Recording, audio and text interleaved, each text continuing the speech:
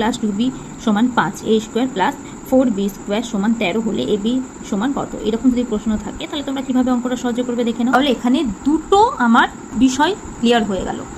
এই জায়গাটাকে আমরা মিলাবো কিভাবে দেখো, আমি a সমান যদি 3 ধরি আর b সমান যদি আমি 2 ধরি তাহলে আমরা 5 পাচ্ছি। কিন্তু দেখো এই 2 এর সাথে কিন্তু একটা 1 যোগ আছে, তাই তো? যদি এখানে 1 যোগ না হয় তাহলে দেখো 2bটা আসছে না। এবার এই একটাকে তাহলে আমি কি ধরে নিতে পারি? b। তাহলে a এর মান আমি পেয়ে যাচ্ছি কত? 3, আর b এর মান পেয়ে যাচ্ছি 1।